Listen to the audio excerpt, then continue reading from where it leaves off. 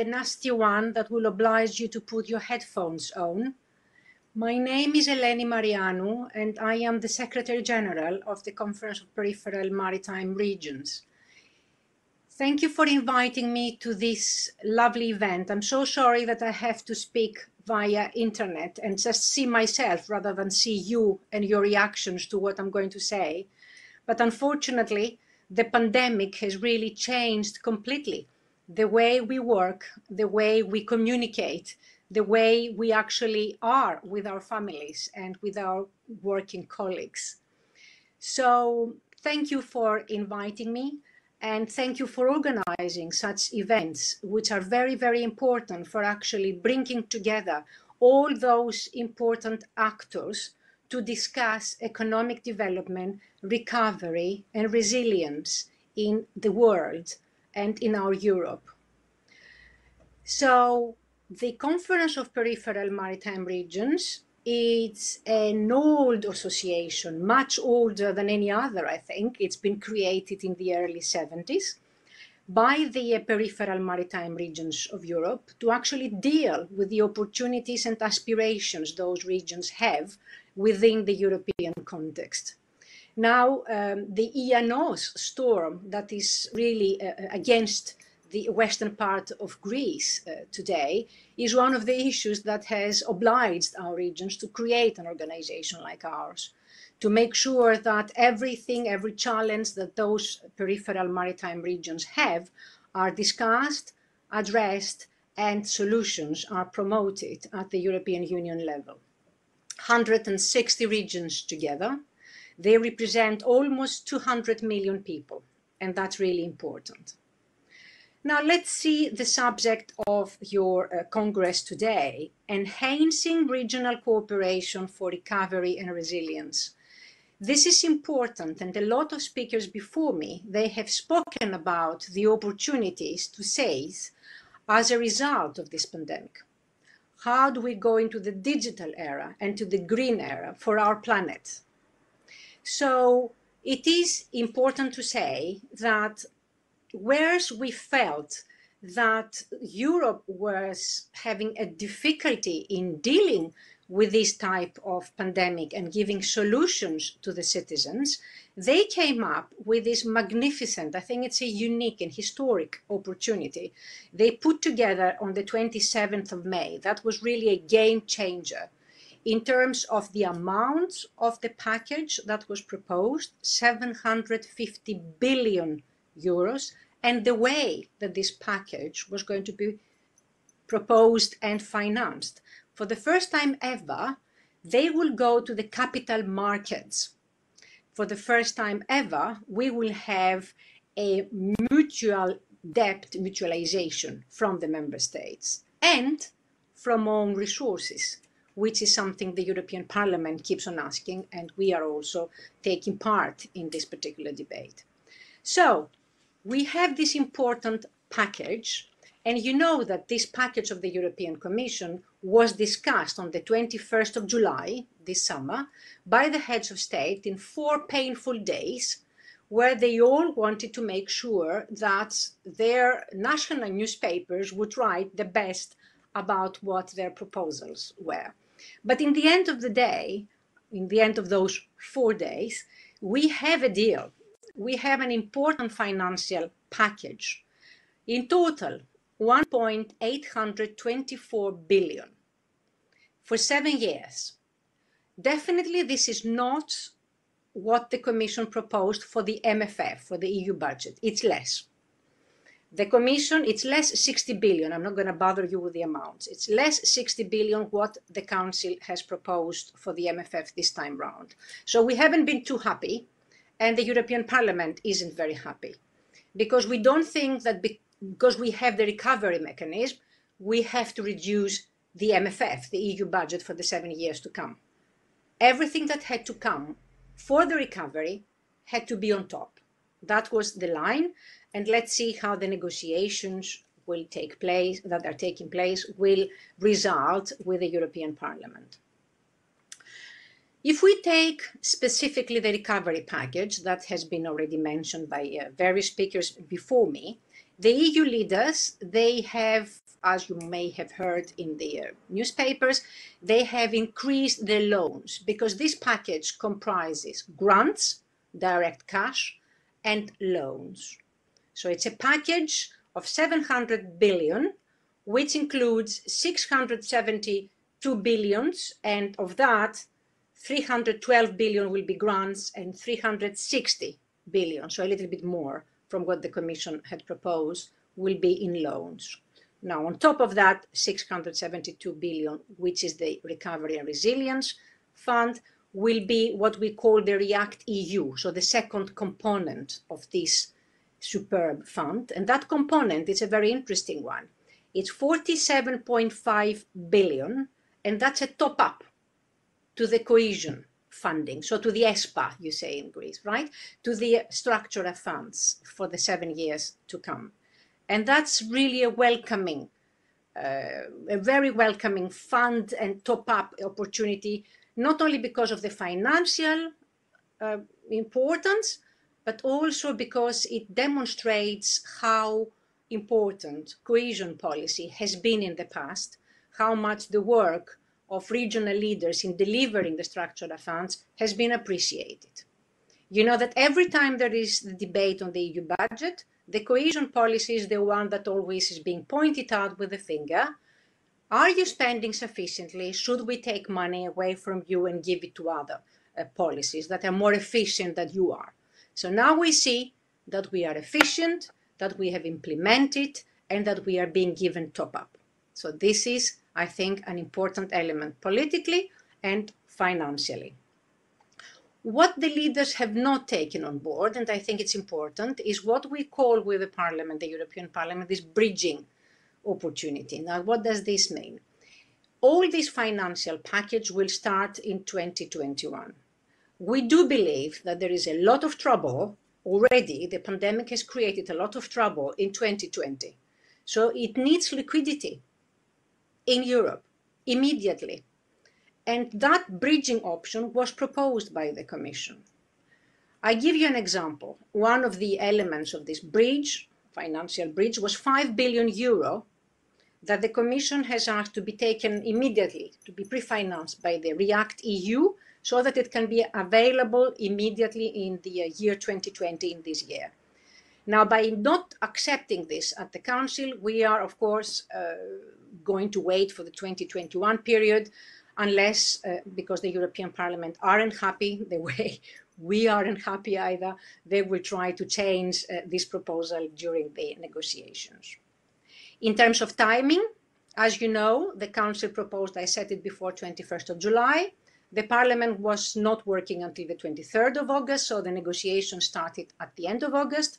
And now they will go on. There are some signs of agreement, some signs of disagreement. The Parliament is, in terms of the budget, they're not happy on the amounts, and they are not happy that some of the programs, like the research program, Horizon, were not really given the financial attention that was expected. They were actually cut in the Council proposal.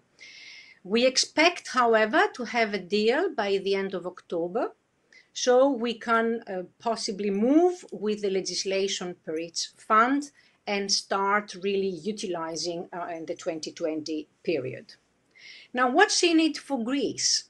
I know, and you should know, and you must have heard, that the good news is that Greece stands to be one of the beneficiaries, of the important beneficiaries of the recovery instrument. We have made some calculations in CPMR, because what we do is we try to be very specific. We analyze the proposals from the Commission, from the Council. We influence the Parliament. Why? Because we want to really give the necessary tools to our regions that are members to really be active and be efficient. So we made some calculations in-house based on the proposals of the Commission, and we came with the amount of 2,168 euros per person, per inhabitant in Greece. That makes a 22.2 billion, which is grants.